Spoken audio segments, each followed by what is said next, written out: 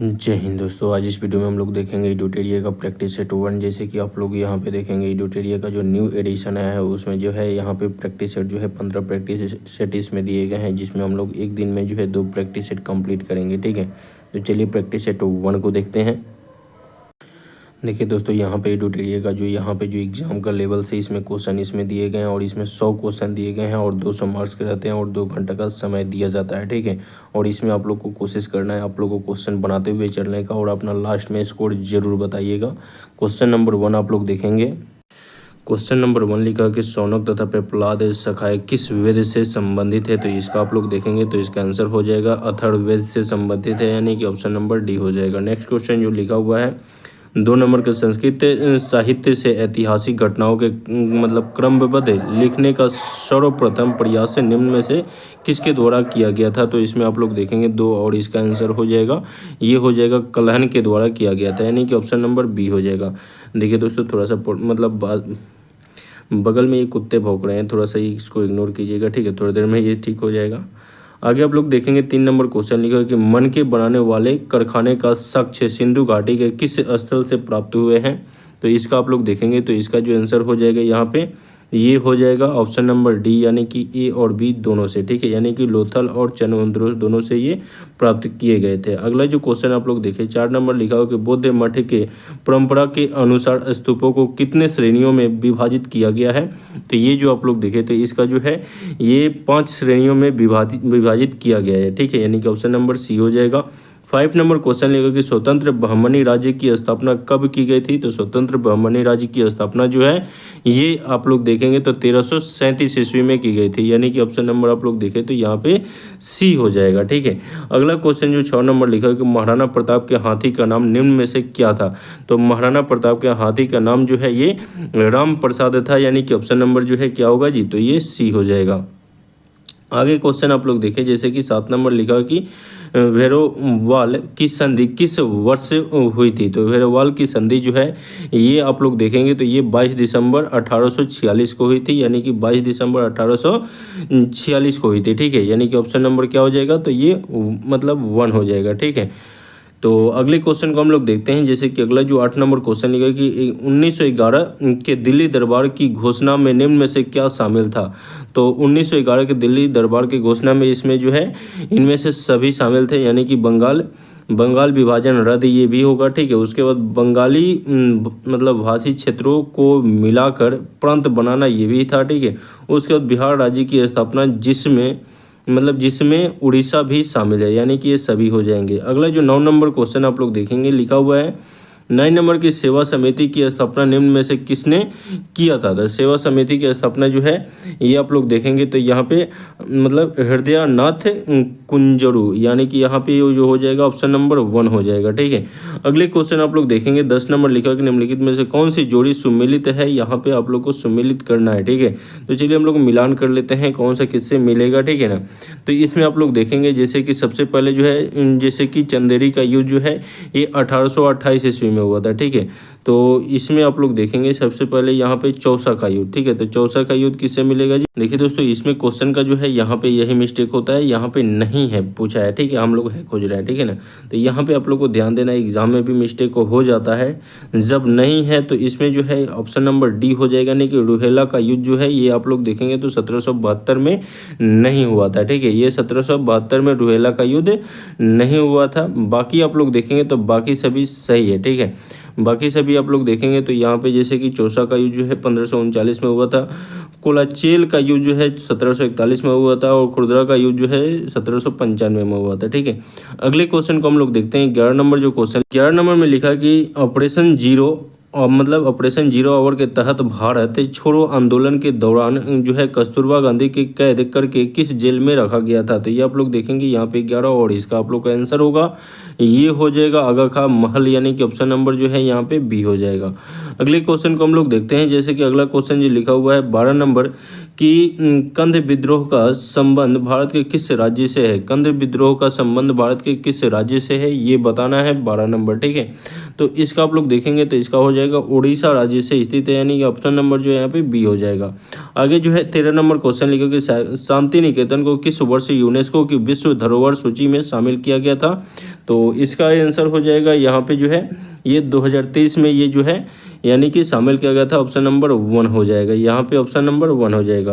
अगला जो 14 number question है कि भारतीय शिल्प परिषद का मुख्यालय कहाँ स्थित है। तो भारतीय शिल्प परिषद का मुख्यालय जो है ये कहाँ पे स्थित है जी, तो ये हो जाएगा यहाँ पे चेन्नई में स्थित है। आप लोग को भी क्वेश्चन बनाते हुए चलना है और लास्ट में स्कोर जरूर बताइएगा और वीडियो को लाइक, चैनल को जरूर सब्सक्राइब कर दीजिएगा, जिससे यहाँ पे जो वीडियो बनेगा उसका नोटिफिकेशन यहाँ से आप लोग को मिलते रहे।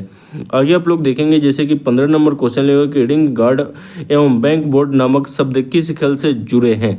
तो इसका आप लोग देखेंगे तो इसका आंसर हो जाएगा ये बास्केटबॉल से जुड़े हैं, यानी कि यहाँ पे ऑप्शन नंबर 1 हो जाएगा। 16 नंबर क्वेश्चन लिखा हुआ है, 16 नंबर जो है समेकित निर्देशित प्रक्षेपत्र विकास कार्यक्रम की नींव किस प्रधानमंत्री द्वारा रखी गई थी। तो आप लोग देखेंगे यहाँ पे जो है 16 का आंसर होगा ये हो जाएगा इंदिरा गांधी के द्वारा रखी गई थी, यानी कि ऑप्शन नंबर यहाँ पे क्या हो जाएगा जी, तो ये 1 हो जाएगा। अगले क्वेश्चन आप लोग देखेंगे जैसे कि अगला क्वेश्चन जो लिखा हुआ है 17 नंबर की एंडोक्राइनोलॉजी शाखा के जनक निम्न में से कौन है। तो एंडोक्राइनोलॉजी की शाखा के जनक जो है इसमें से कौन है जी, तो ये हो जाएगा यहाँ पे ये हो जाएगा थॉमस एडिसन, यानी कि यहाँ पे Thomas Edison option number C हो जाएगा। ठीक है, अगला क्वेश्चन हम लोग देखते हैं।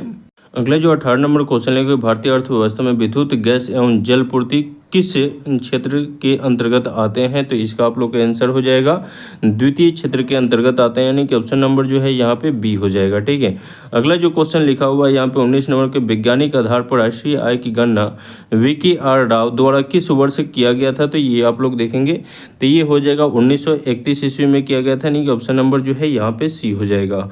अगला जो 20 नंबर क्वेश्चन है कि भारत में विदेशी प्रत्यक्ष निवेश की सीमा किन क्षेत्रों में 100% नहीं है। तो ये जो हो जाएगा आप लोग देखेंगे तो ये जो है पेंशन क्षेत्र में 100% नहीं है, यानी ऑप्शन नंबर जो है डी हो जाएगा। अगला जो 21 नंबर क्वेश्चन है कि विशेष आर्थिक क्षेत्र के उद्देश्यों में क्या शामिल नहीं है। तो इसका जो आंसर हो जाएगा आप लोग देखेंगे तो इसमें इसका आंसर हो जाएगा 500 करोड़ से अधिक आय वाली कंपनियों को शामिल करना, यानी कि ऑप्शन नंबर क्या हो जाएगा जी, तो ये डी हो जाएगा। अगले क्वेश्चन को हम लोग देखते हैं।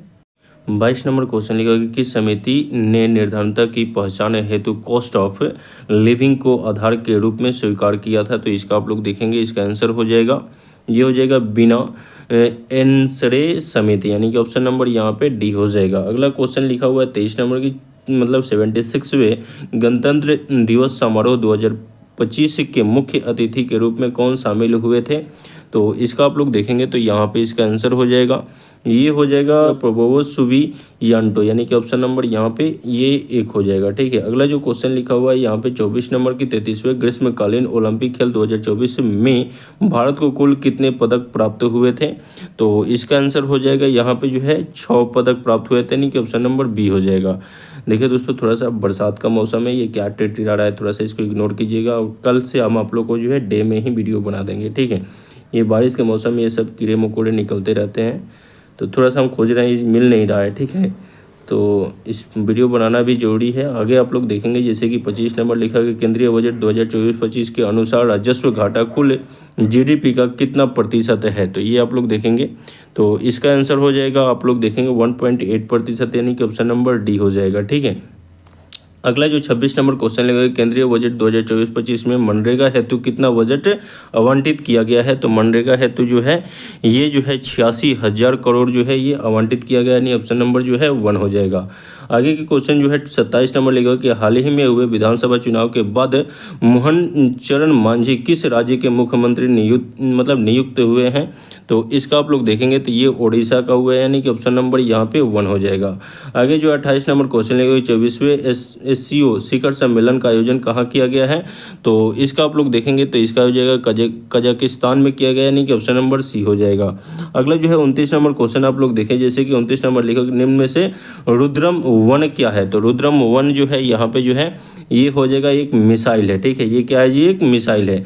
अगला जो 30 नंबर क्वेश्चन लेगा कि विश्व प्रेस स्वतंत्रता सूचकांक 2024 में भारत का स्थान क्या रहा है। तो इसमें जो है भारत का स्थान जो है इसमें क्या रहा है ये बताना है। ठीक है, तो ये 159 रहा है, यानी कि ऑप्शन नंबर बी हो जाएगा।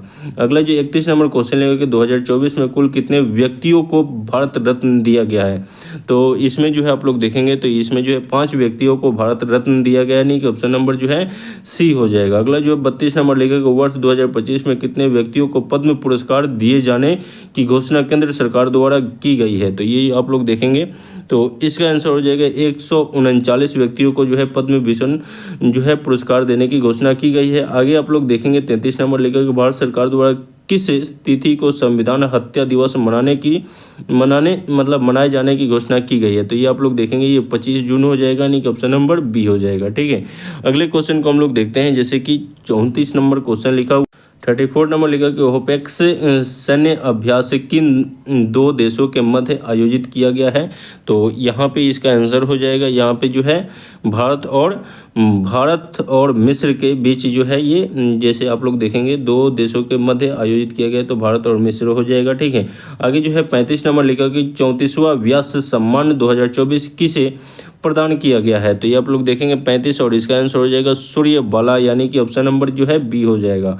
अगले क्वेश्चन आप लोग देखेंगे, अगला जो 36 नंबर लिखा कि B part of the plan theme के साथ कौन सा दिवस हाल ही में मनाया गया है, तो इसका आंसर हो जाएगा यहाँ पे विश्व जैव विविधता दिवस, यानी कि यहाँ पे ऑप्शन नंबर जो है डी हो जाएगा। आगे जो क्वेश्चन लिखा है 37 नंबर की हाल ही में किस राज्य में आबाजी वाइट मार्बल जो जीआई टैग दिया गया है, तो आप लोग देखेंगे यहाँ पे इसका आंसर हो जाएगा 37 का जो है गुजरात हो जाएगा। ठीक है, यानी कि ऑप्शन नंबर क्या हो जाएगा जी, तो ये 1 हो जाएगा। अगला क्वेश्चन आप लोग देखेंगे, अगला क्वेश्चन लिखा हुआ 38 नंबर लिखा कि 18वीं वन स्थिति रिपोर्ट 2023 के अनुसार वन रिपोर्ट 2021 की तुलना में 2023 में वन और वृक्ष आवरण में कितने वर्ग किलोमीटर की वृद्धि दर्ज हुई है, तो इसमें जो आप लोग देखें 38 और इसका आंसर हो जाएगा ये 1445 वर्ग किलोमीटर हो जाएगा, यानी कि ऑप्शन नंबर 1 हो जाएगा, यानी ऑप्शन नंबर 1 हो जाएगा। अगला जो है हमने 40 नंबर लिखा कि हाल ही में रामसर सूची में शामिल किया गया नजरायन पक्षी अभ्यारण्य का संबंध किस राज्य से है, तो इसमें आप लोग देखें 39 और इसका आंसर हो जाएगा तमिलनाडु से है, यानी ऑप्शन नंबर 1 हो जाएगा। अगला जो 40 नंबर क्वेश्चन लेके भारत सरकार ने कब तक चंद्रयान 4 को प्रक्षेपित करने का लक्ष्य रखा है, तो इसका आप लोग देखेंगे इसका आंसर हो जाएगा ये 2028 तक लक्ष्य रखा गया है। ठीक है, अगले क्वेश्चन जो है 41 नंबर लिखा कि 96वां ऑस्कर अवार्ड 2024 में किस फिल्म को सर्वश्रेष्ठ फिल्म अवार्ड दिया गया है, तो इसमें आप लोग देखेंगे तो इसका आंसर हो जाएगा ओपनहाइमर, यानी ओपनहाइमर को, यानी कि ऑप्शन नंबर जो है 1 हो जाएगा। अगला जो 42 नंबर लिखा हो कि किस राज्य द्वारा विधवा पूर्ण विवाह प्रोत्साहन योजना की शुरुआत की गई है, तो इसका आप लोग का जो आंसर हो जाएगा झारखंड, यानी कि ऑप्शन नंबर क्या हो जाएगा जी, तो ये डी हो जाएगा। अगला जो 43 लिखा कि सार्थक खंड वाले शब्द निम्न में से क्या कहलाते हैं, तो सार्थक खंड वाले शब्द जो है ये यौगिक कहलाता है, यानी ऑप्शन नंबर जो है 1 हो जाएगा। अगला क्वेश्चन लिखा हुआ है 44 नंबर कि इत्यादि का सही संधि विच्छेद क्या होगा, तो इत्यादि का सही संधि विच्छेद जो है इति जोड़ आदि हो जाएगा, नहीं ऑप्शन नंबर क्या हो जाएगा जी, तो बी हो जाएगा। ठीक है, अगला जो है 45 नंबर लिखा कि पाप पुण्य में कौन सा समास है, पाप पुण्य में कौन सा समास है, तो ये हो जाएगा द्वंद्व समास है, यानी ऑप्शन नंबर 1 हो जाएगा। अगले क्वेश्चन को हम लोग देखते हैं 46 नंबर क्वेश्चन लेगा कि हथेली पर सरसों नहीं जमती मुहावरे का सही अर्थ होगा, तो हथेली पर सरसों नहीं जमती इस मुहावरे का सही अर्थ होगा काम के लिए समय चाहिए, यानी ऑप्शन नंबर क्या हो जाएगा जी, तो ये सी हो जाएगा। ठीक है, अगला जो है 47 नंबर लिखा निम्नलिखित में से कौन सा वाक्य शुद्ध है, तो कौन सा वाक्य शुद्ध है ये बताना है, और इसमें आप लोग देखेंगे तो ये जो है आपके एक वाक्य आपके एक वाक्य तुल्य हुए हैं, तो यानी कि ऑप्शन नंबर जो है सी सही होगा। ठीक है, यानी कि ऑप्शन नंबर सी सही होगा। अगला जो आप लोग देखेंगे इंग्लिश से क्वेश्चन लिखा हुआ है फिलिंग इन द ब्लैंक्स। ठीक है, are you really delicious visiting dash Japan, तो इसमें आप लोग देखेंगे तो इसका 48 का जो आंसर हो जाएगा यहाँ पे ऑफ आएगा, यानी प्रीपोजिशन इसमें फिलअप करना है। ठीक है, तो ऑफ होगा। अगला जो क्वेश्चन लिखा हुआ है चूज द करेक्ट इंग्लिश से translation that giving sentence in Hindi. ठीक है, तो यहाँ पे जो है भूगोल सीखना कठिन है, तो इसका इंग्लिश में ट्रांसलेशन करना है। भूगोल सीखना कठिन है तो geography is difficult to learn, यानी ऑप्शन नंबर जो है यहाँ पे ये बी हो जाएगा। Geography is difficult to learn यानी ऑप्शन नंबर बी हो जाएगा। अगला क्वेश्चन लिखा, अधिनियम को act of good government of India भी कहा जाता है। तो इसमें आप लोग देखेंगे 51 और इसका आंसर हो जाएगा ये भारत सरकार अधिनियम 1858 यानी कि ऑप्शन नंबर जो है ये भारत सरकार अधिनियम 1858 ऑप्शन नंबर 1 हो जाएगा। अगला जो 52 नंबर क्वेश्चन लिखा हुआ है, संविधान सभा के प्रमुख समितियों में अल्पसंख्यक उप समिति के अध्यक्ष कौन थे। तो 52 और इसका आंसर हो जाएगा 52 का आप लोग देखेंगे तो एस.सी. मुखर्जी थे। ठीक है, एस.सी. मुखर्जी यानी कि ऑप्शन नंबर बी हो जाएगा। अगले क्वेश्चन आप लोग देखेंगे लिखा हुआ है 53 नंबर के, भारतीय संविधान के प्रस्तावना में न्याय के तत्वों को लिया गया है। तो ये कहाँ से लिया गया है ये बताना है। ठीक है, तो यहाँ पे जो है संविधान की प्रस्तावना को जो है ये कहाँ से लिया गया है जी, तो ये जो है रूस की क्रांति से लिया गया, नहीं ऑप्शन नंबर जो है यहाँ पे 1 हो जाएगा। अगला जो 54 नंबर लिखा कि संविधान के किस अनुच्छेद में यह उल्लेखित किया गया है कि किसी अपराध के लिए अभियुक्त किसी व्यक्ति को स्वयं अपने विरुद्ध साक्षी होने के लिए बाध्य नहीं किया जाएगा। तो इसका आप लोग देखेंगे तो इसका आंसर हो जाएगा आर्टिकल 20 का 3 यानी कि आर्टिकल 20 का 3 ऑप्शन नंबर बी हो